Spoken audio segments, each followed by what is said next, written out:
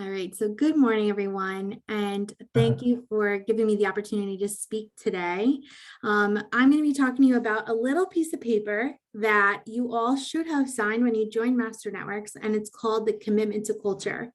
And just so that everyone's aware, it's not called a contract, it's not called an agreement, it's called a commitment, because this is all about what you want to bring to the table.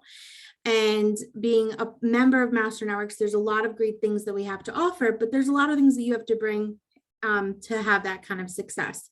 So talking about culture, I'm going to call on Vince, since he is the king of culture. Can you please describe to us what culture is?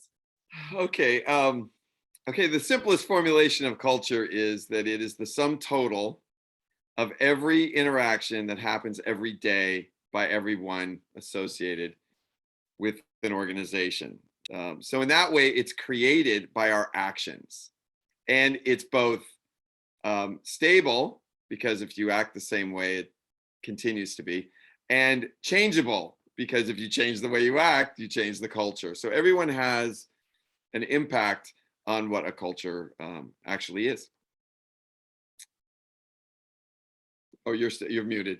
These things that I'm going to talk about today are the things that have been identified by Master Networks as what will create a great culture. So I'm just going to go and do you guys see this floating bar? No? Okay. I just have your faces because I want to make sure nobody's asleep. So together we are committed to business success. So the first two that are in the commitment to culture are, I will come to my meeting on time, ready to contribute, to look for opportunities to serve and be a leader in my chapter, which is very timely since we're looking for leadership in this chapter. I will be prepared to give my soundbite, showcase, or any other part of the meeting. Now, I don't think that this is a problem in this chapter, but some chapters, they ask people to do their soundbite or their showcases and nobody raises their hand. I mean, who wouldn't want an opportunity to disclose everything they have about their business? I mean, it's a great opportunity. So those are the first two. Then we have, I will pass legitimate qualified referrals and follow up on any and every referral in a timely and respectful manner. I will use the referral and testimonial time during the meeting for its intended purpose and not to give another soundbite to promote my services again. I will not promote my services when visiting another chapter where my category is already filled, but to show respect and integrity to that member. So these are all about the testimonial piece and the show and the soundbite piece. And I think this isn't really a problem at all here, but these are really key things to remember. Like, remember the testimonial piece as what you would write as a glowing 5-star review on Google. So that's how I think about when I do my testimonials for someone. This is what I would write in Google. I will have a substitute if I cannot attend my meeting. I understand that I may miss up to 3 meetings per quarter without having a sub. If I miss more than 3, the leadership team may discuss my membership status and meet with me regarding my membership. You're paying to be here every single week. If you can't physically be here, your business can by having someone like Stacy do your soundbite for you. And sometimes I know in my chapter, when I have someone sub for me, they always do the little hair flip, which is like hilarious, but it makes people think about me when I'm not even there in the room. So I'm not sure that Tina did that when she subbed for me last time, but oh, you did? That's so funny. Okay, so having a sub doesn't always have to be another member of Master Networks. It can be a business partner. It can be a family member. I mean, how cool would it be to expose other people who don't know about Master Networks to a Master Networks meeting?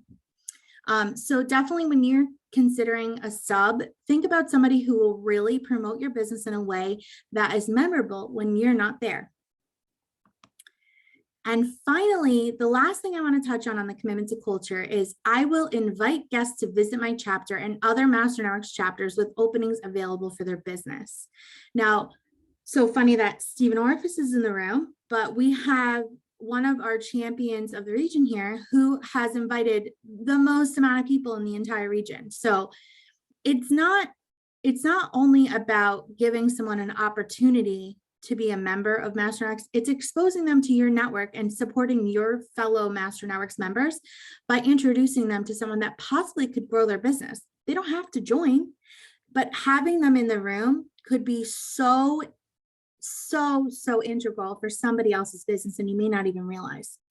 I know that a couple of years ago, this one woman found my chapter meeting through, I want to say, Eventbrite, and never joined.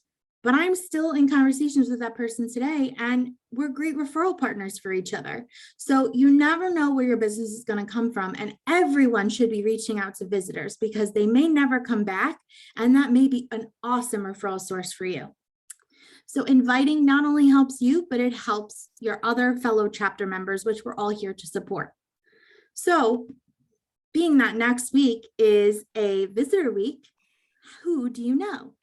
And where can you find them? Because that's like one of the biggest questions that people say. I don't know anyone. I don't know where to find people. Well, guess what? Most of you should be on LinkedIn. If you're not on LinkedIn, we'll have a conversation after this meeting. Possibly you're on Facebook. Maybe you're in other networking organizations like a local chamber of commerce, or possibly you're a member of a professional development group of some kind, like Toastmasters. You're in possibly something affiliated with the library. You never know where these relationships come from. Maybe the PTA. And also your clients or current referral partners that are not Master Networks members. Those are great opportunities, especially if you're having them come to a meeting, not to join, but to see what it's all about. Master Networks is an experience. So if they're interested in becoming a part of the Master Networks family, that's a great opportunity to give them. And last but not least, any questions? What a great presentation, Sammy. I really think it's a reminder for me. I mean, I've never seen it before. I didn't know that somebody in my family could come and be a sub. I think this is a great piece that we should do in all of the chapters in New York, Tina, New Jersey, Connecticut, wherever you are. You're growing so fast. So thank you. Appreciate it. Sammy, can you stop recording, or Jason?